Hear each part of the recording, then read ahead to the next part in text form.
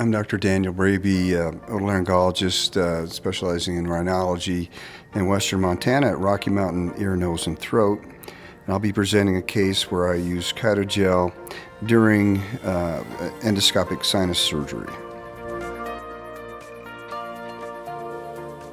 The patient is a 50-year-old female with triad asthma or Samter's triad that has failed systemic and topical corticosteroids and antibiotic treatment.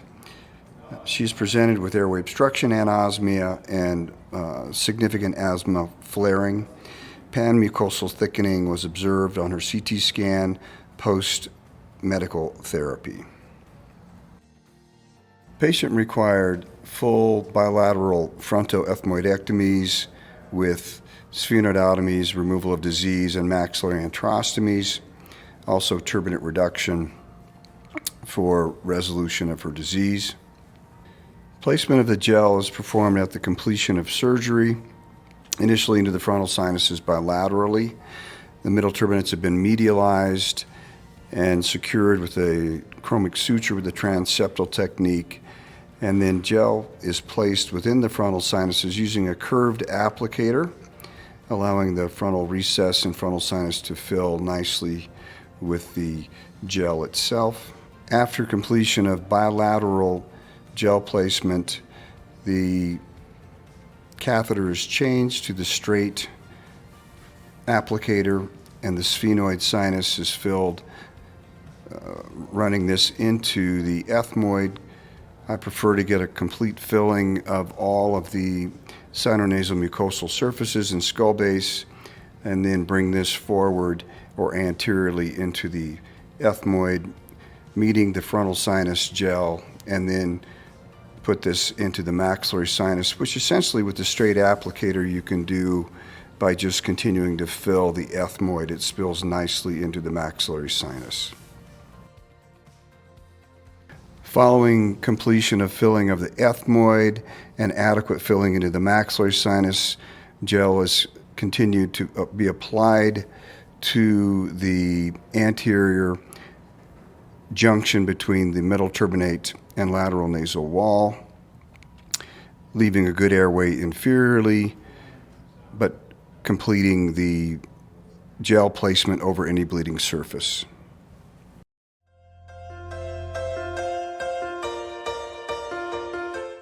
Initial video at 4 weeks post-op with the patient rinsing with mometasone reveals some mild mucosal thickening over the maxillary and anterior ethmoid. The frontal recess is nice and patent.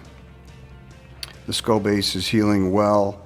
There's a little bit of crusting posteriorly toward the sphenoid, but the maxillary sinus mucosa is clearing very nicely. 4 weeks on the right side reveals a little crusting over the inferior turbinate. The middle meatus is widely patent, middle turbinate nicely medialized. A little bit of, again, mild mucosal thickening over the lamina papricea, but the skull base is healing nice. The sphenoid sinus mucosa is settling down very nicely. The frontal recess inferiorly is clearing well up into the frontal sinus, which is not completely visualized in this video. The maxillary sinus also clearing well.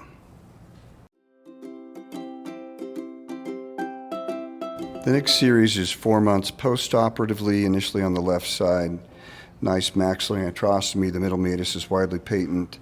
Sphenoid and skull base are healing well. Almost no residual mucosal thickening over the lamina papricea.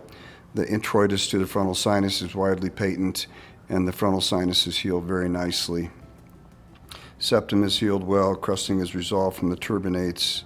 Switching to the right side, again, the middle meatus widely patent. Maxillary sinus mucosa has healed well. The sphenoid sinus is coming into view and is essentially normal except for a trace amount of mucosal thickening. Skull base is very clear, working into the frontal introitus. The frontal sinus is widely patent, maintained its surgical patency very well, and mucosa there has healed very nicely.